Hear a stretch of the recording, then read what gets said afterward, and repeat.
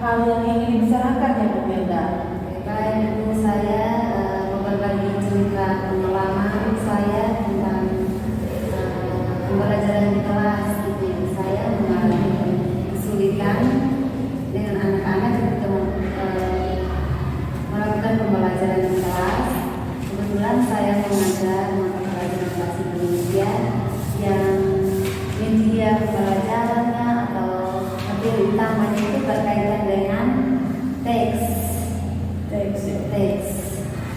berbasis teks. Jadi saya mengalami kesulitan karena sebagian anak di dalam kelas itu minat bacanya rendah. Ini mereka tidak mau untuk membaca. Jadi saya kesulitan ketika mau menyampaikan pertanyaan atau memberikan pertanyaan atau ada LKPD untuk anak-anak menyelesaikan soal yang berkaitan dengan isi teks. Anak-anak itu kurang memahami. Ternyata Ibu mengalami kesulitan dalam minat baca ya Ibu ya. Terus anak-anak juga mengalami kesulitan dalam menjawab pertanyaan teks. Kita menurut Ibu, apakah Ibu sudah membuat suatu refleksi atau pengamatan tentang anak-anak yang kurang dalam minat bacanya? Baik, jadi dari pengalaman itu saya mencoba melihat materi untuk pertemuan berikut. Kebetulan materi ini masih tentang teks juga, tapi di dalam itu tidak menonton pada teksnya saja, tetapi ada didukung lagi dengan gambar yang menarik.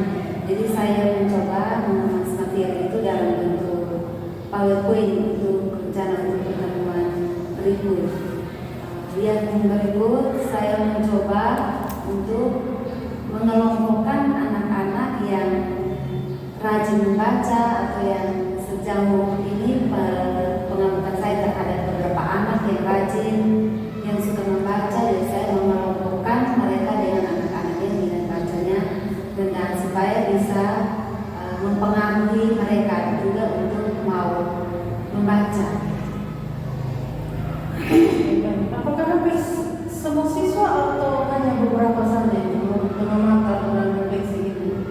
Baik, tidak semua siswa, tidak semua, hanya sebagian dari 30 siswa itu mungkin 15 atau 16 yang tidak suka untuk membaca, tidak mau. Menurut Ibu Melda, kira-kira apa sih yang mempengaruhi sehingga anak-anak itu minat bacanya sangat, menurut Ibu Melda, sangat rendah? Dan dari situ saya juga mencoba merefleksi untuk pembelajaran saya di kelas. Mungkinkah karena teks pembelajarannya mungkin pada teks terus-menerus sehingga anak-anak merasa bosan. Jadi saya juga ke depan coba berusaha untuk misalnya ada video atau ada gambar bisa ada tayangan kan untuk membaca literasi itu kan tidak selamanya harus dari teks. Jadi saya ke depan coba saya bisa mengubah pola atau cara mengajar saya di kelas dengan penyajian media yang berbeda.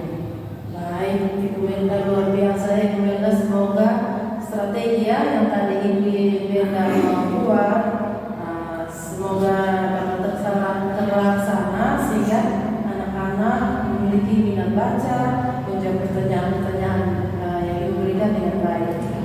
Oke, baik. Kira-kira siapa yang bertanggung jawab untuk kegiatan atau proses pembelajaran Ibu Melda di kelas? Oke, baik. Jadi untuk pembelajaran di kelas selama ini saya juga tidak berjuang untuk sendiri, tetapi saya juga minta dukungan ya dari kepala sekolah untuk mengadakan ya alat-alat bantu ya seperti bisa digunakan di dalam kelas. Pada saat pembelajaran misalnya materinya semua tentang teks, anak-anak jenuh, saya bisa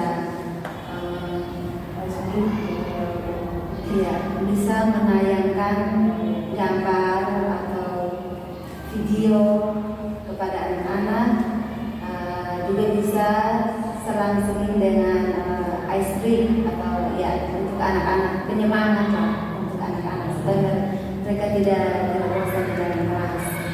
Saya juga meminta dukungan dari rekan sejawat yang serumpun untuk bagaimana